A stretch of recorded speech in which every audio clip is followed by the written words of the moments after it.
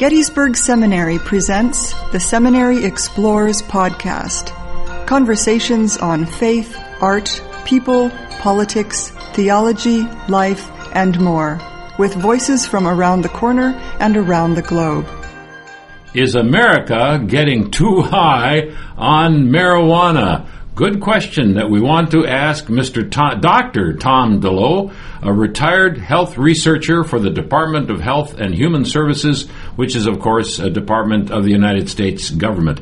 Are we getting too high on marijuana? Right now, the situation seems to be a great deal of interest, and several states have actually adopted a policy of permitting limited use of marijuana. Where do we stand, Tom? Well, first of all, Jerry, good afternoon, and thanks very much for having me on the program. I really appreciate it. You're absolutely right. The United States is experiencing a real explosion in terms of the legalization of marijuana. In the last 20 years or so, lots of states, specifically 24 of them, have adopted marijuana both medicinally and legalized it also for limited use. 4 additional states have legalized marijuana for not only use but also for legalized sales. Those 4 states, of course, are Washington, Colorado, Oregon, and Alaska. So we've got, in the last 20 years, an explosion of states that have legalized marijuana in one way, shape, or form. In addition, the United States population has turned around in the last 20 years, too. Now more than 50% of the population approves some form of legalization. So it has been revolutionary in terms of a change in cultural attitudes towards marijuana. I should say then that you and I are not here today to argue a position, which I don't mind at all. Many of our programs are that. But the fact is that you spent a good deal of your career with the U.S. Department of Health and Human Services simply reading every bit of literature, medical and otherwise, that was to be obtained. And that's what makes, to me, your position here so fascinating. You can tell us about what we know, what we really know at the moment. It's up to date. Starting with teen use, is it extensive? How harmful? Let's take teen by what, 13, 12? What do we know? Well, I think that's a good place to start, Jerry, because teen use is one of the areas that is most concerning about marijuana use. Presently, and this comes from the Substance Abuse and Mental Health Services Administration. That's an agency within the federal government who does yearly surveys in the schools of teen use around marijuana. So from those yearly surveys that are done, we know quite a bit about marijuana use among 12 to 18-year-olds. And what we do know is that about 7% nationally of teens have used marijuana in the last 30 days. Now, that doesn't mean that those 7% of the students that are using every day. In fact, a lot of them aren't. But we do have a core of students that are using every day, and those are the students that I think we need to be most concerned about. If you're using as a student and as a young person, as a teen, if you're using marijuana daily, you've got a 1 in 6 chance of becoming addicted to the drug. Further, if you're using more than once a day, you've got about a third of a chance of being addicted to the drug. And by addiction, what I mean is that you're psychologically and physiologically crave the drug, and you will have withdrawal symptoms if you try to get off the substance. So it's something that is very concerning. In terms of the harm that it does to teens, and why I thought that was a good place to start. Yes. Teen brains are developing, as we all know, and the typical brain will continue to develop to about age 25. And so therefore, marijuana use does affect brain development in significant ways. It affects the area of the brain that deals with memory, concentration, coordination, recall, and also perception.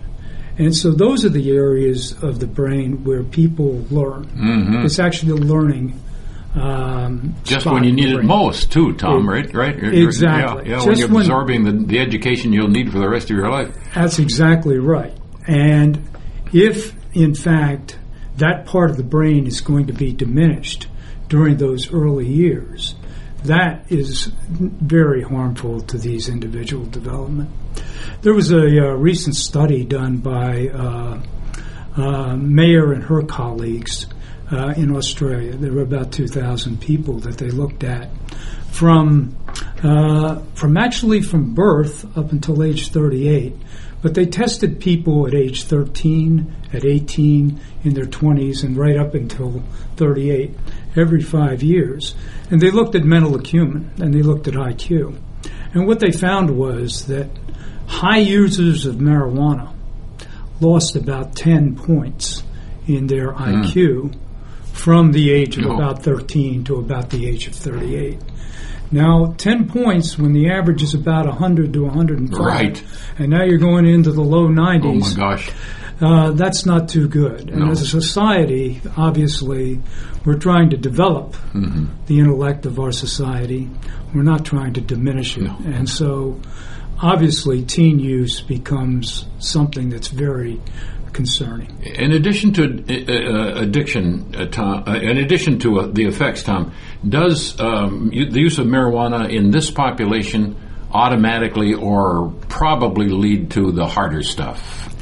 You know, in the about 30 or 40 years ago, for your older listeners, right, you may remember some things like reefer madness and some of the preventive messages that were out there that basically said, if you start with marijuana, you're automatically going to heroin and some of the harder drugs. But basically, we've found since then that in fact isn't true. We do have people, obviously, that do move on to harder drugs. But those individuals have some very unique risk factors that not all people have. And those risk factors may be that you live in a very high crime neighborhood with a proliferation of drugs. It may be that your family situation or your own individual situation would make you prone to move on to those kinds of stronger drugs. But for the average individual, that doesn't necessarily, it's not necessarily the case that if you start with marijuana that you're going to move on to more addictive or stronger drugs. I forgot to ask in the beginning what may be the most important question in some ways. Why do people do this? What does it enhance? Perception, color, alertness. What's the feeling that one gets? Good question, Jerry. Obviously, researchers and drug preventionists and others have been trying to analyze this whole thing for a long time because obviously we don't want kids to start this drug. But the drug itself is made from the cannabis plant. There's a chemical that I'm not going to use the full name, but its acronym is THC. And THC is the drug that provides the high effect that one gets when they smoke marijuana. And when you smoke marijuana, you're going to have some differences in perception, some differences in appetite. Your perception of time becomes different. Your memory may be affected, and also you may get some paranoia and that kind of thing. But lots of times, why young people start this drug is peer pressure, and if their friends are smoking, that kind of draw can be very strong at that age, and so even if the effects don't elicit positive responses from the kids, they may still want to partake because their friends are. The one thing that we can notice if our kids are smoking is probably their eyes. Yes, or you get a glaze. Is there something else? The glaze of the eyes, yes. Yes. You get usually a moderate to heavy user will get a glazed over look in their pupils, and you can tell lots of times from that. Be alert to the alertness. Does it make a difference if the dosage that's taken that is smoked or ingested at any given time? The idea of addiction, and when I said that 1 in 6 teens can become addicted, that's the overall statistic, and that is the correct statistic.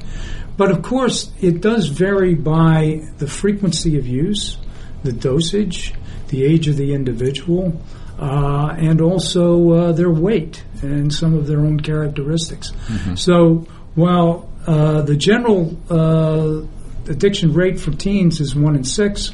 That can vary from individual to individual. We're talking to Dr. Tom Deloe, who is a retired health researcher of the Department of Health and Human Services for the federal government, who has spent a good deal of his pre-retirement years researching all there is written, both psychologically and physiologically, from the various communities to tell us about the effects of marijuana, because suddenly it's become a major issue in American society. Tom, I want to move on now from the teens to those who are 25 and adults. What do we know about them? Well, what we know about people that are 25 and older and their use of marijuana is that that age group is one of the age groups that uses the drug the least. Only about 5% of the population, maybe 1 in 20 of older adults actually use marijuana on a daily basis. That is, maybe in the last 30 days in the surveys that we find.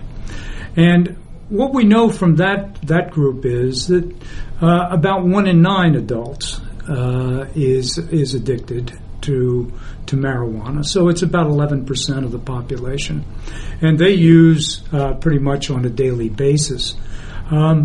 Having said that, 102 million Americans have tried marijuana in their lifetimes and have moved on to very productive and non-addictive lives. So while many have tried marijuana, most, and that is the vast majority of the people that have tried it, have moved on, and it was just a one-off to them. 102 million people. We only are, a population of 300 million right now? That means exactly. No wonder people are interested in this subject and things are changing. Exactly. If 1 out of 3 have actually tried it at one time or another. Right. In fact, 1 out of 3 of us have tried marijuana in our lifetimes. Yeah. Unfortunately, the research in marijuana needs to be much more extensive. But generally, I think what we can say with some degree of accuracy is that an adult whose brain is developed and is using on an infrequent basis, there's probably not a great deal of risk in terms of usage. I don't mean to demean that, because obviously if you're a tobacco user and you're an infrequent user, there is a degree of risk, not as much as a heavy smoker. It's the same way with some degree of risk, even in limited use of alcohol. But generally speaking, I think you can put limited use of marijuana in that same category as limited use of alcohol or tobacco. When I was younger, when I could say we were younger, we're both now retired, we used to hear that if you start on marijuana, it's going to lead to absolute use of the very hard stuff, coke and heroin. We covered that one, so that was most interesting. But now the other one I heard as a younger person, was that if we did actually approve as a society of marijuana use, we would reduce our prison populations, which is the other side, in a sense, of that argument. What do we know about that? A lot of the advocates who are for the legalization of marijuana have indicated that that the prison population will be decreased significantly if, in fact, we approve the possession of marijuana. This is a difficult one to answer because we don't have statistics. The Uniform Crime reports that the FBI put out don't segregate simple possession of small amounts of marijuana as a crime. So oftentimes what happens is you're picked up for a DUI, you've got a possession of marijuana, you may have resisted arrest. And so all those three crimes sent you to prison. Well, would you have gone to prison for simple possession? Maybe, maybe not. Mm-hmm. The best statistic I've seen, Jerry, is that our prison population is about 2.5 million. And one of the estimates is that about 1% are there for possession of small amounts of marijuana, which would make for about 25,000 people. Just from my own research, that sounds logical, but I can't point to any particular document that actually states that. It's an estimate. Do we know? This is a personal thing. Is it declining? Because when I first started in this business of radio interviewing, they were still picking up. Usually by some surreptitious manner, they were picking up college students who were in possession of marijuana, and you wonder now if that's declining, is also that part of the population. Do we know that? Well, I think what we do know is that 22 states now still say that marijuana is illegal, but the vast majority are now saying that possession of small amounts of marijuana, they're not going to do anything about it. That it's essentially legal. So I think for the most part, if you had to say, is it declining, just from that fact alone, you would have to say it would be. Yeah. You'd hate to see people go to prison for a small amount of marijuana in their possession, you would think, but then there are other factors, and we really don't have all of the hard evidence as yet. Right. What else is involved in those crimes? That's exactly right. My last question, Tom, is among the largest of all. We get a lot of people very much in favor of medical use of marijuana, and some skepticism. Let's not generalize, but rather see what we can say as much as possible about specifics. Okay. Well, obviously, you're absolutely right. One of the biggest draws to marijuana at this point in legalizing it is the medicinal aspect of it. And many of the advocates say that medical marijuana is the new breakthrough drug.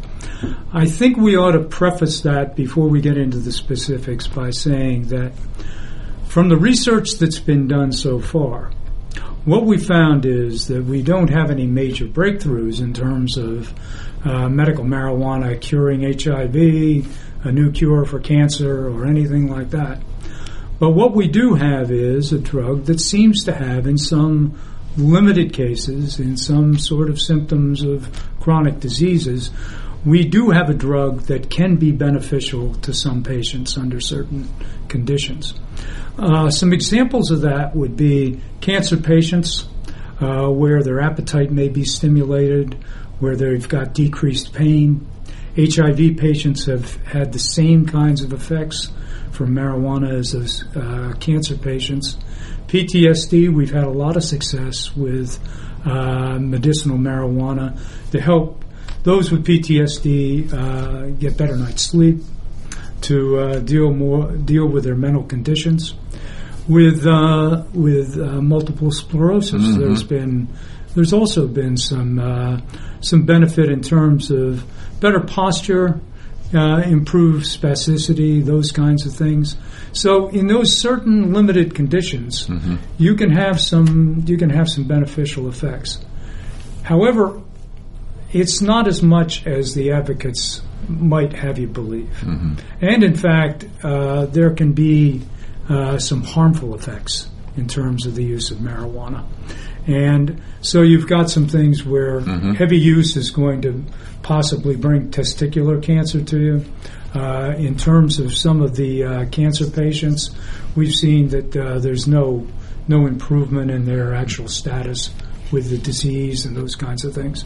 And also, we talked a little bit about paranoia before, and long-term use can also bring about psychosis. So we're saying that right now, let's concentrate on the negatives.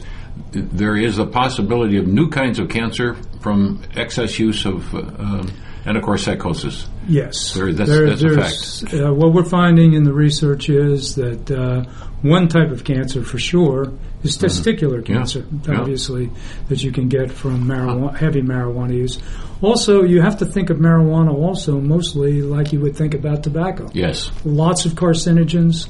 You're inhaling deeply. You're keeping that smoke in your lungs a long time. Long-term use, you would have to think, is going to create lung and heart problems. This is a guess, Tom, but am I guessing correctly that one of the reasons why all the ones you mentioned that are some kind of a positive, not a cure, but a positive, is because the drug does tend to relax us? That is not really well known why. We don't know yet. The drug may help in some cases and doesn't help in others. One of the things that has to be done, Jerry, if we're really going to look at marijuana and its benefits, is we're going to have to start standardizing the dosage and also standardizing the substance itself.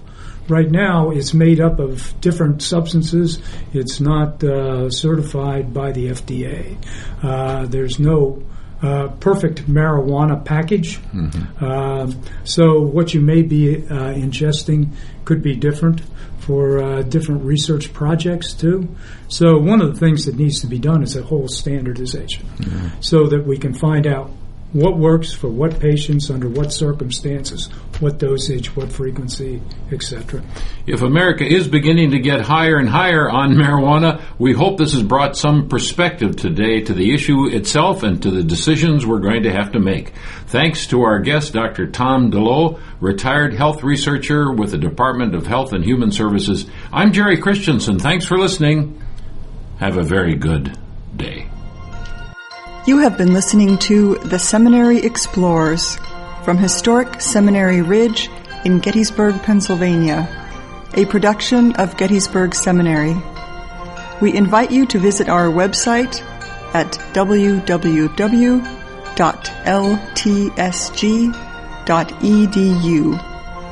Opinions expressed on this program are not necessarily those of Gettysburg Seminary or the Evangelical Lutheran Church in America.